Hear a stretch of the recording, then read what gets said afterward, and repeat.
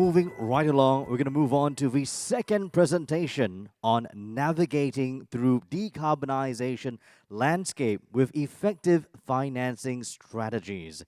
It is my pleasure now to invite Mr. Alexander Ablaza, co-chair of Asia Pacific ESCO Industry Alliance, to deliver the presentation. Mr. Ablaza, please. Thank you so much. I hope you. Thank you so much. You know, it's, as Devin mentioned, it's so exciting to see the room filled. It was always a challenge, you know, me partnering our group, Asia Pacific ESCO Industry Alliance, partnering with SEAS to get the energy efficiency track mainstream in this summit. And you know, when we started, you know, I could count with two hands, you know, the number of participants, especially when you are in a session running in parallel with something as sexy as hydrogen in the next room. And yet we were able to fill the room. So this is progress. And I just have to share that, you know, my objective is in the next 15 minutes, I could infect you. If energy efficiency were a contagious disease, I could infect you with some of my passion and commitment to change the way this part of the world, Asia Pacific. I wear many energy efficiency hats, but maybe the two hats I'd like to wear today are those of the Asia Pacific ESCO Industry Alliance, which SEAS is a very active member, and I hope that we could register a legal entity here in Singapore very soon.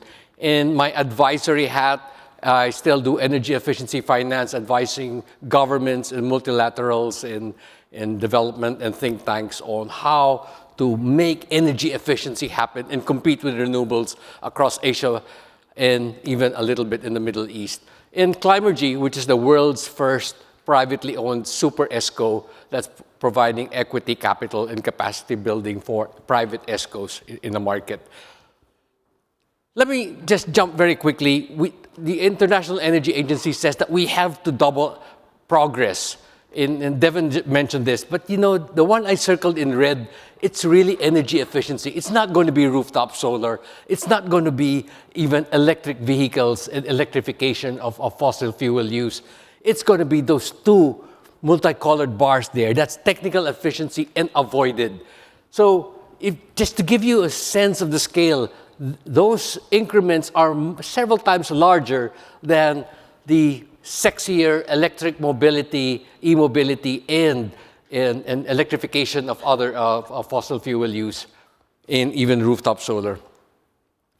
And how do we just make this happen through 2050 when we have to reduce energy demand, that's light blue bars, in industry, in buildings, in transport?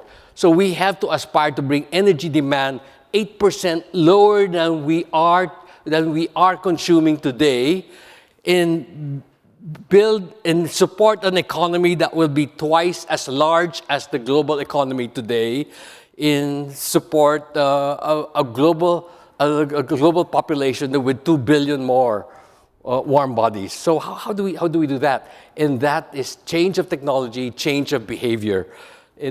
And you see there's also electrification, but it's still, again, a smaller increment. So this is the role of energy efficiency in decarbonization. The impacts will be much larger than the energy efficiency. Singapore and the Philippines are very similar because they are the first two countries in ASEAN that have practically removed energy subsidies. So we're two markets that are net importers of energy, and we have that business drive to depend less on imported energy. And that said, we have to treat energy efficiency as an indigenous resource. Just think of it this way. If we're mining the power of the sun, if we're mining geothermal, ocean energy, here in energy efficiency, we are mining waste energy right under our noses. In fact, we could start mining the wasted energy here in Sans Expo.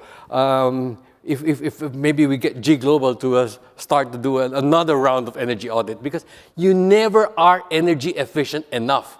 It's going to be an iterative process.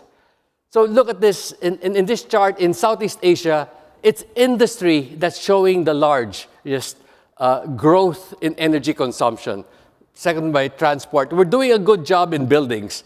And I think in buildings, my worry is the existing building stock. But how about the fossil fuel use in industry? That is going to be the biggest concern. How about the ICEs in transport industry? How do we get more on mass transit across Southeast Asia? I've been preaching across Asia that government should start planning their power generation, their power transmission, their power distribution infrastructure with energy efficiency as a first fuel, as a primary resource. And you know what? It did pop up in the Philippine plan, did pop up even in the Singapore plan. Guess where I found it? In Cambodia. In Cambodia, this is their power development plan, and this was published by the Asian Development Bank. In Cambodia, you see the light green bars. Energy efficiency is now in their energy mix. So so you can imagine if Singapore just planned that way. Yes, we import solar from Australia. We import some power. We build whatever new power plants. But what if energy efficiency were really a generation resource? So Cambodia is even ahead as far as the government is concerned, because they finally see that the first fuel is a primary energy source. Yes, it appears in many country energy plans, but energy efficiency, you know what, is often siloed.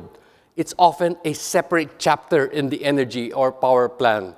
And you know what, electricity is just, 45%. I don't know what the numbers are in Singapore, but the fossil fuel use is still much, much larger than the grid. But here's a positive note. Energy efficiency creates more jobs than all other decarbonizing actions in the energy sector. So it creates more jobs for every $1 million compared to renewables, compared to traditional power sector, compared to the oil and gas. Energy efficiency in industry and in buildings create more jobs for every $1 million.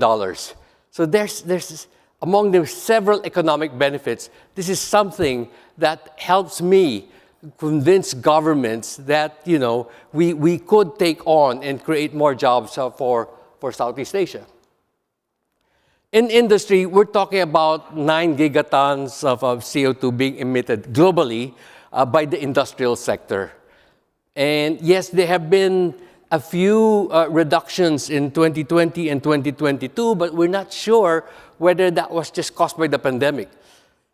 But we're still nowhere close in a pathway that would bring us towards the 7 gigaton target. So you see that whether in energy or whether in emissions, there's still a lot of the first 3 bars, blue, green, are all fossil fuels.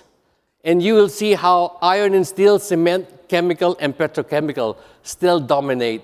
And they still use more fossil fuels than power. So it's still going to be a challenge. How do we accelerate the pace of the industrial energy efficiency transformation? In buildings, it's happening. Like I said, it's faster. But we have to pick up the pace. And the problem with it's changing the process and the stranded assets of the main process lines of industrial plants. How do we accelerate? They can't just replace a main process line. Yes, they can change an air compressor. They can change a chiller that provides chilled water to the main process line. But how do they replace the main process line, which is the biggest energy use of any industrial plant? For buildings, it's the challenge is existing building stock. Singapore is doing a fantastic job in green buildings, net zero. Let's demonstrate this. Let's make this happen for new construction. That's no problem. The problem is the existing building stock. And I was just wondering, how do you make this work for a multi-tenanted residential building in Singapore, right? We have to change. How do you incentivize them to give up their own fixed-speed air conditioning with inverter or more efficient air conditioning? You know what? We've got to change the business model. What if this existing government developments, there's residential buildings, what if we sold them chilled water instead of distributing electricity to different units? Perhaps they would be more energy conscious. So maybe the mistake is it's the way it's designed. Maybe we're we're providing electricity and asking them to buy their air conditioning appliances or to cool their units. So it's the change in technology, it's the change in business model. The technologies are all there, but it's just the way that we change the structure. And the same would be true for office buildings, for shopping malls. What if we just promoted more cooling as a service rather than buying electricity to cool our buildings or to power our factories? While there's progress there's been a double-digit increase in energy efficiency investments in the building sector, and it's a whopping 16% from a previous 5%. So it's now a 237 billion capital flow towards the building sector. The post-pandemic growth of the construction sector has grown by 5% to $6.3 trillion. But here's the bad news. While the construction industry is rapidly recovering, the ratio is getting bad. The energy efficiency spend versus the new building spend is lower than 2%. So that's the bad news. Whereas the whole world is building more, but it's less on energy efficient. We have to improve that ratio. We have to make sure that in the ideal world, if there was a nirvana of the efficient world scenario, then there should be 100%. 100% of existing buildings and 100% of new buildings were energy efficient. But green buildings is going to be an exciting area to be with. The IFC, my former employer, said that there's almost $25 trillion. And you know what? The biggest market is East Asia, and that includes Southeast Asia. So there's a whole menu, and I won't, because of the time limitations, I won't get, but there's a lot of blended finance, green mortgages,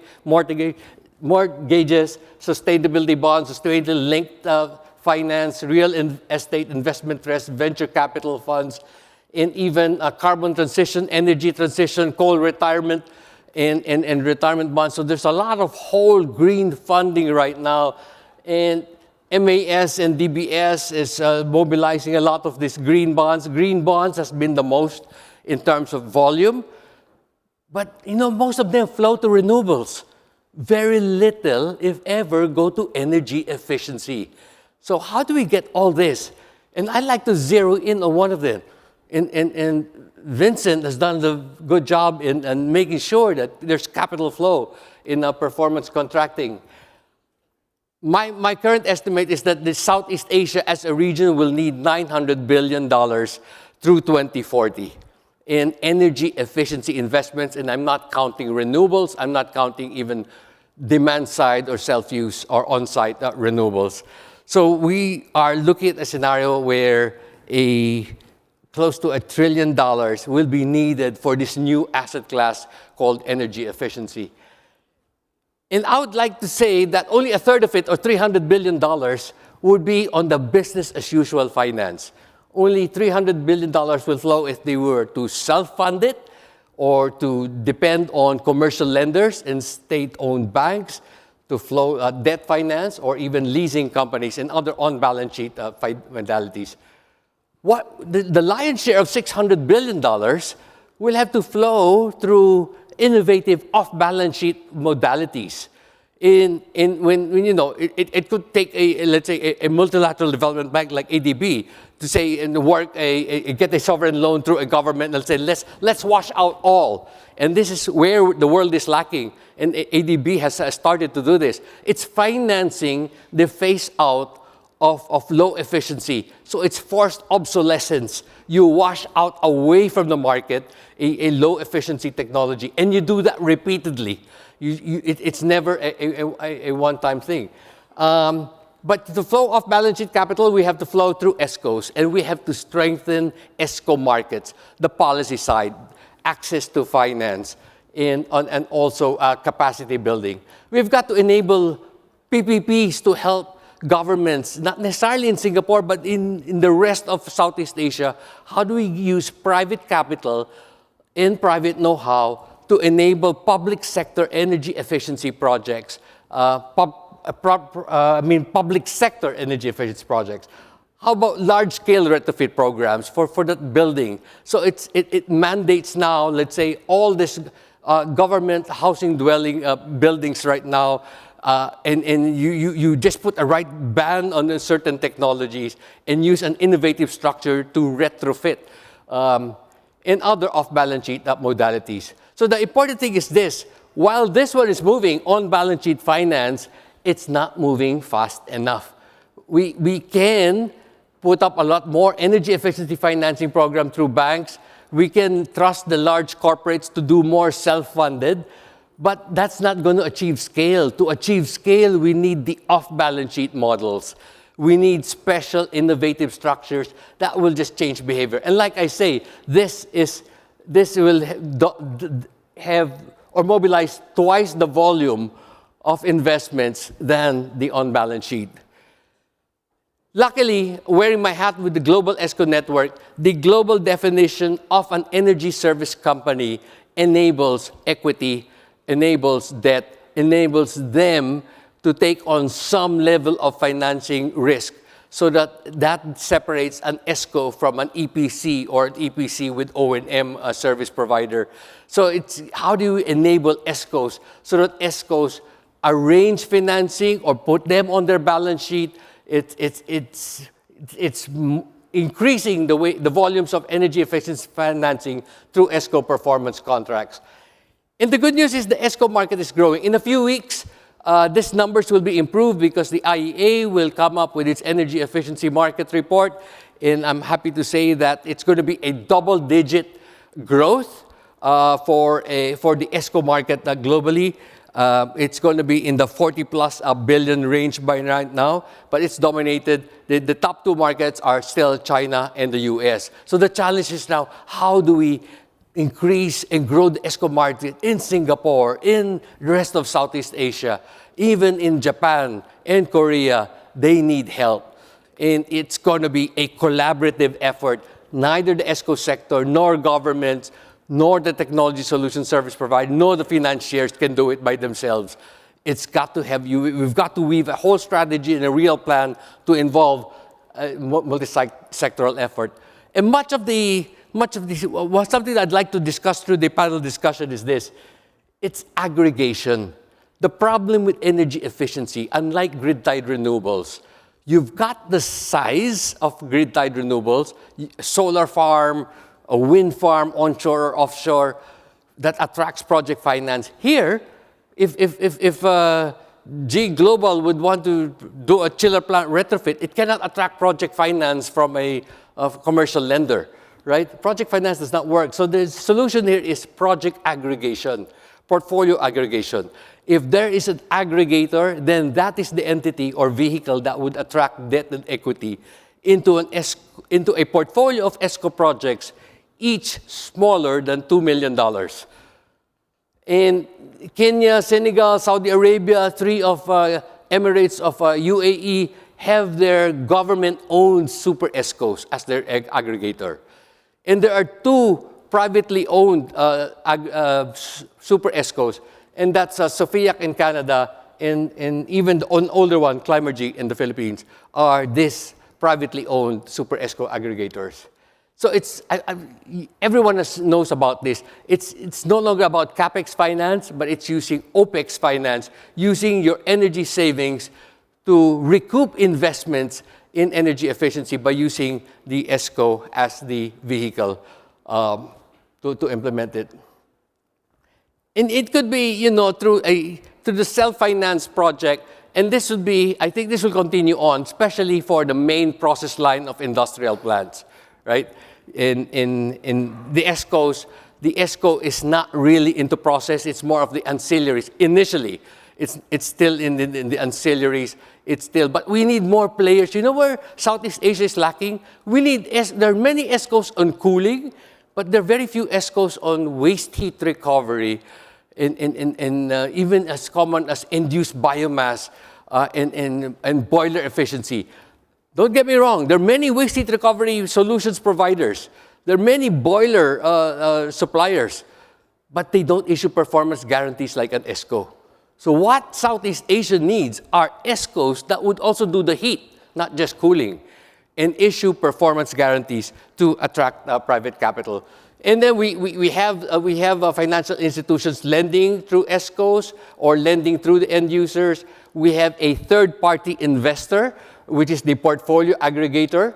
And like I said, Climergy is already in operation. And this is peanuts for many, but for many buildings, this would be a chiller plant upgrade is the most common. And we also can mobilize grant funding to subsidize or assist in the preparation of energy efficiency investments. So I stop there, and I'm happy to receive your questions or queries or even meet you during break times. Thank you so much for your kind attention. Thank you so much, Mr.